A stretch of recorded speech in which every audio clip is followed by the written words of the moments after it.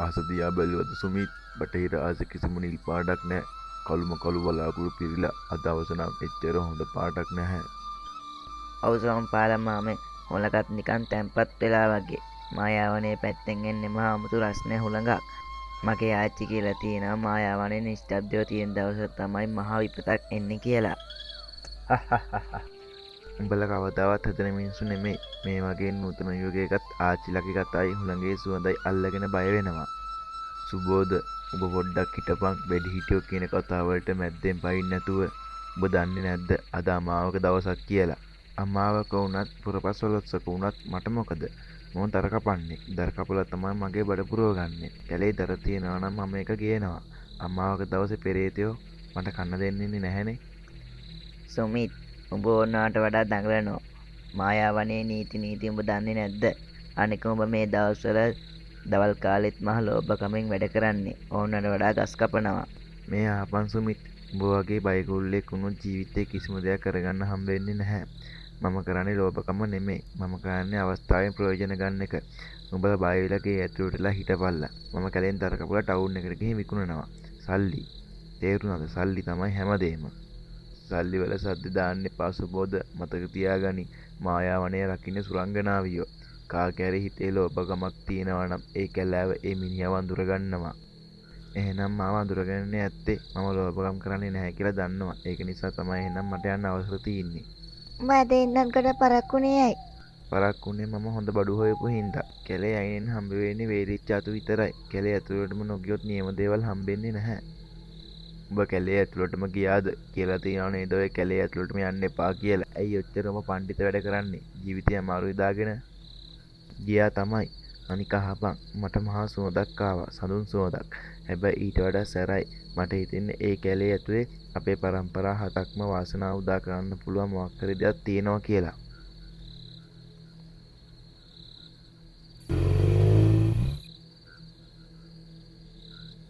යාළුවා මේ පොඩ්ඩක් අහන්නකෝ. ඔව් මහත්තයා කියන්න. කවුද ඔබතුමා? මම ටවුන් එකෙන් එන්නේ. මගේ නම සංජීත්. මම ලී බිස්නස් කරන කෙනෙක්. ආරංචියක් ආවා මේ ගමේ වහ ලොකු කැලයක් තියෙනවා කියලා.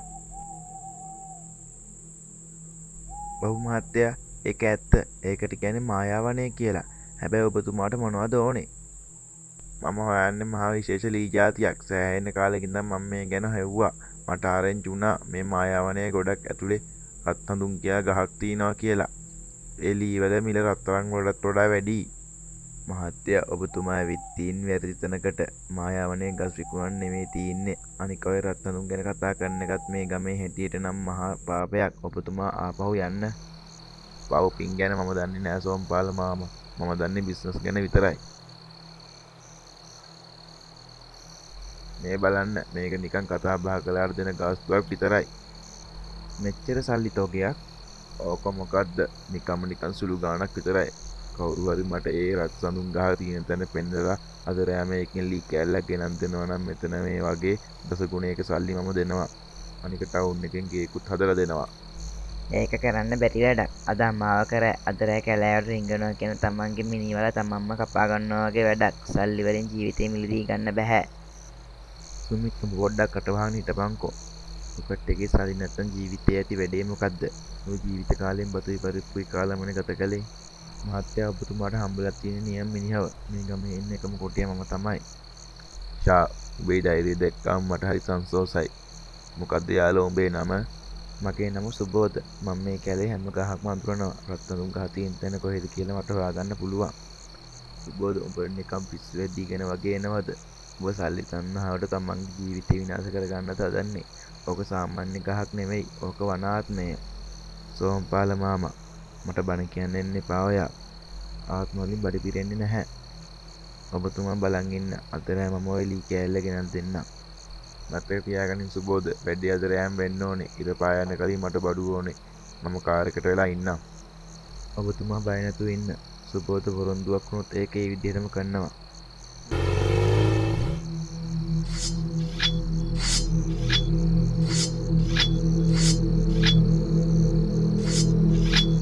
ඔයා ඇත්තටම මේ රෑ කැලේට යන්න හදන්නේ? ඔව් මම යනවා. අයියෝ බය වෙලාද? බය නොවී ඉන්නේ කොහොමද? මුළු ගමම බයෙන් දොරවල් වහගෙන. අද අමාවක රෑ. වැඩිහිටියෝ කියන්නේ අද වගේ රෑක මායාවනේ හොල්මන් පෙරේතයෝ සැරිසරනවා කියලා. ඔයා යන්න එපා. අපිට තියෙන ප්‍රමාණයෙන් අපි ජීවත් වෙමු. ජීවත් වෙමු. මේකට ජීවත් වෙමු කියලා කියන්නේ. කැඩිච්ච ගෙවල් වල ඉන්නවා, ඉරුණ ඇඳුම් ඇඳන් ඉන්නවා. තව කොච්චර කාලයක් මෙහෙම ඉන්නද? අද සංජිත් මහත්තයා දීපු අවස්ථාව මම මගේ අරගත්තොත් මම තමයි මේ ලෝකෙනේ ලොකුම බූරුවා. ඒ වුණාට ජීවිතයට වඩා සල්ලි වටින්නේ නෑනේ. මගේ පපුවත් ගැහෙනවා. අද හුලගත් වෙනස් විදිහක්. නිකං කවුරු හරි අඬනවා වගේ ඇහෙනවා. ඔව් උඹේ හිතේ මවා ගැනි. මම තීරණය කළා ඉවරයි. මම යනවා ඔය රත්තුන් ගහේ ලී කෑල්ලක් අරගෙන එන්න. ඒක ගෙනාවොත් අපේ දවස වෙනස් වෙනවා. හෙට ඉඳන් උඹට රචිනක් වගේ ඉන්න පුළුවන්. මට රැජිනක් වෙන්න ඕනේ නෑ. මට ඕනේ ඔයා පන පිටින් ඉන්නව දකින්න විතරයි. අනේ දෙයියන්ගේ නාමෙට යන්න එපා. කෑනුන්ගේ බුද්ධිය තියෙන තනිහිසෙනු පල්ලෙහා. ඔබ ගේ ඇතුළට බලයන්. මම තනියම යන්නේ නැහැ. සුමිත්තත් එක්ක යනවා. ඌ පොඩ්ඩක් බයිකුල්ල තමයි. හැබැයි ලන්තෑරුම අල්ල ගන්න කවුරු හරි ඉන්නත් එපැයි.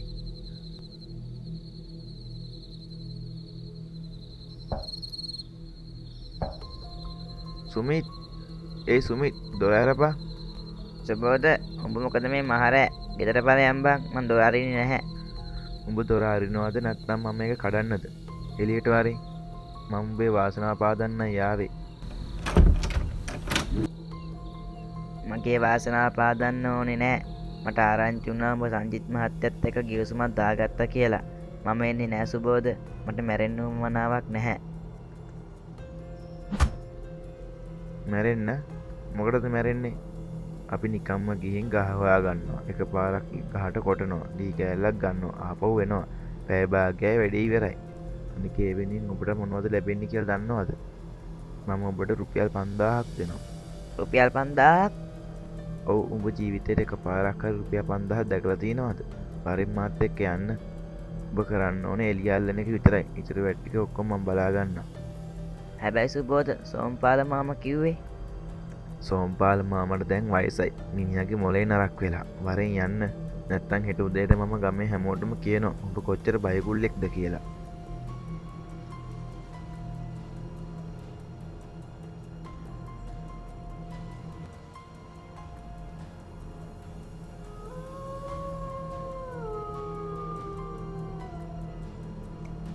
සුබෝධයියේ අපි මෙතනින් ආපහු යමු බං.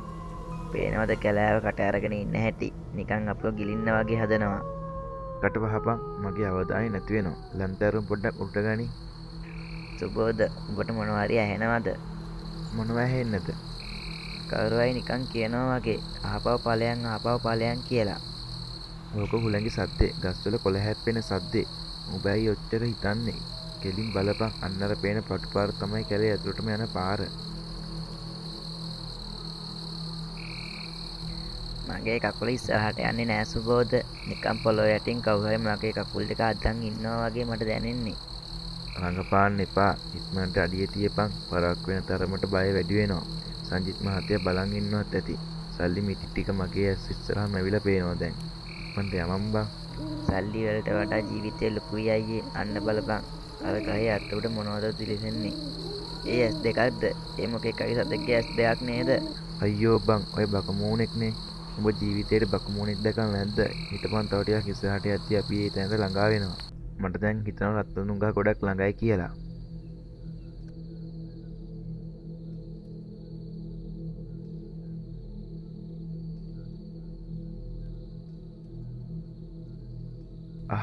සුවඳ සුවඳට මගේ ඔළුවත් නිකන් කැරකෙනවා වගේ. සුමිත් උඹටත් ඔය සුවඳ දැනෙනවද? හරියට රෝස මලක් සහ සඳුන් මිශ්‍ර වුණා වගේ නේද? මට නම් කිසිම සුවඳක් දැනෙන්නේ නැහැ සුබෝධ. මට නම් දැනෙන්නේ නරක් වෙච්ච මස් ගඳක්. මට වමන යන්නත් වෙනවා වගේ. අනේ දෙයියන්ගේ නාමිට තවත් නම් ඉස්සරහට යන්න එපා.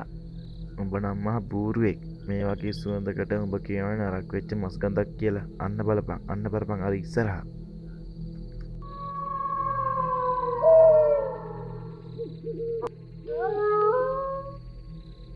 දෙයනේ මේ මොන වගේ ගහක්ද? මේක සාමාන්‍ය ගහක් නෙමෙයි. අන්න බලපන් සුබෝධ ගහෙන් දුමක් වගේත් මතුවෙනවා.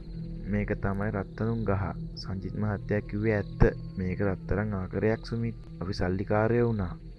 සුබෝධ ගහ දිහා බලපන්. ඒක නිකන් අපේ දිහා බලාගෙන ඉන්නා වගේ. ගහේ කඳේ තියෙන ඒවා මොනවද? හරියට මිනිස්සුන්ගේ ලේනහර වගේ පේන්නේ. ඕවා නිකන් රටා විතරයි. උඹ එළිය හරියට අල්ලපන්කෝ. අද මම මුලත් එක්කම මේක උද්දගෙන යනවා.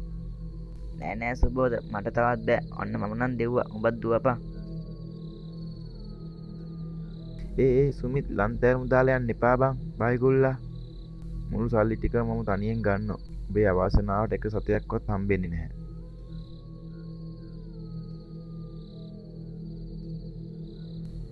ආහා කොච්චර සිනිඳුද.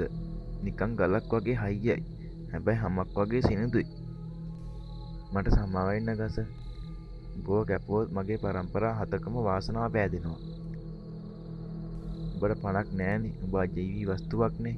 සංජිත් මහත්තයා කිව්වේ එක ලී කෑල්ලක් කියලා. හැබැයි මම ඇයි එක ලී කෑල්ලක් ගන්නෙ? මම මුළු අත්තම්ම කපා ගන්නවා. වෙන තියෙන දෙයක් වෙයිනේ. හේ යා දර කපන සද්ද වෙනුවට නිකම් මොනවා හරි මස් වැතැල්ලකට කොටනවා වගේ සද්දයක් ඇසේ. මේ මොකද්ද? ලී කපන සද්දයයි මෙහෙම හෙන්නේ. ෂික් ෂික් මොනවද මේ? ලේ? ගහේ ඇඟෙන් කොහෙන්ද ලේ එන්නේ? නෑ නෑ මේවා ගහේ විෂ වෙන්නේ නැති.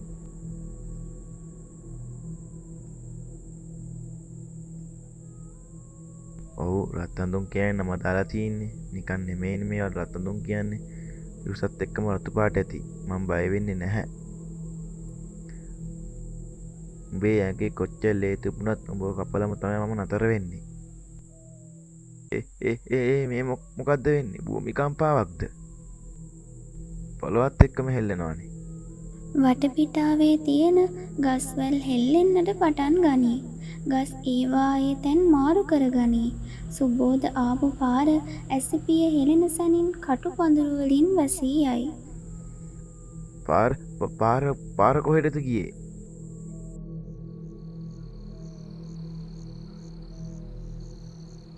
මම එළියට යන්නේ කොහෙන්ද? අයින් යාල්ලා. ඔය මොකද්ද මේ වෙන්නේ? කවුද උඹ? මාව බය කරන්න හදනවද? මම සුබෝධ. කවුද කතා කරන්නේ? ඉස්සරහට එන්න. උඹ නීතිය කැඩුවා. මේ වනාන්තරයේ උඹට සෙවණ දුන්නා, දර දුන්නා, පළතුරු දුන්නා. හැබැයි උඹේ ලෝභකමේ කෙලවරක් නෑ.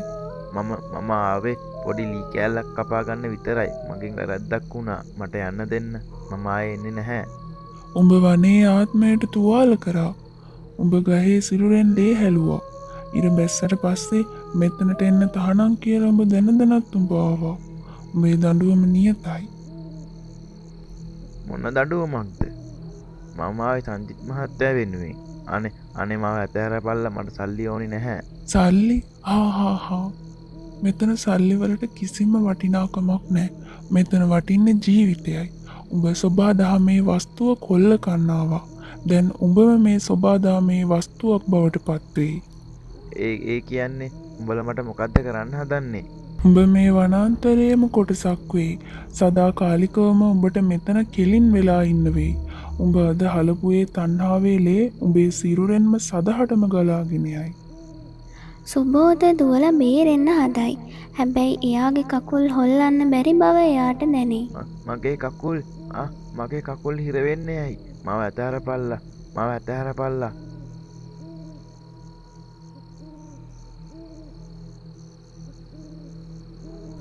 නෑ මේක වෙන්න බෑ. මම මිනිස්සෙක්. මට ගහක් වෙන්න බෑ.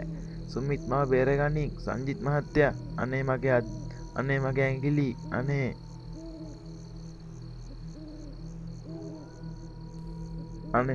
මට සමා වෙන්න. මම ආයෙ ලෝභකම් කරන්නේ නැහැ. ගොඩක් පරක්කුයි සුබෝධ. උඹේ තණ්හාව උඹ මිනිස්සෙක්ගෙන් ගහක් බවට පත් කරා. මෙතන ඔහොම ඉඳපන්. සාක්ෂිකරුවෙක් වෙලා ඉඳපන්. සුබෝධගේ කෙස් කලඹ කුඩා අතු බවට පත්වෙයි. එයාගේ කටින් අන්තිම මර ලතෝනි පිටවෙයි. අනේ මට ගෙදර යන්න ඕනේ. හෙමින් සුබෝධගේ කටහඬ හුලගේ සද්දයට මුසු වී නැති වී යයි. එතන සුබෝධ කියලා කිසිම මිනිස්සෙක් ඉතුරු වුණේ නැහැ. එතන කෙලින් වෙලා තිබුණේ අමුතු හැඩයක ගහක් විතරයි. ඒකේ ඇඟෙන් නොනවත්වාම රතු පාට මැලියම් ගලමින් තිබුණා.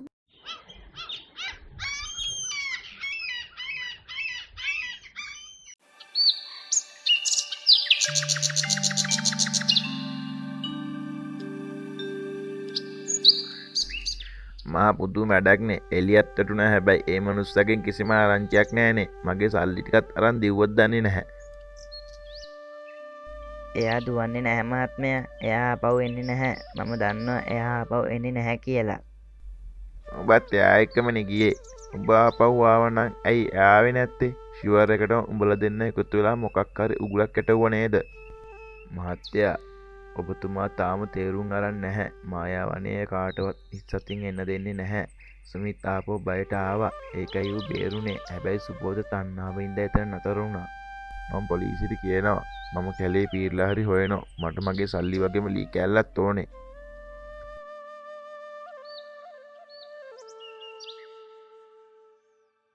සෝම්පාල මාමා මහ විපතක් වෙලා තින්නේ.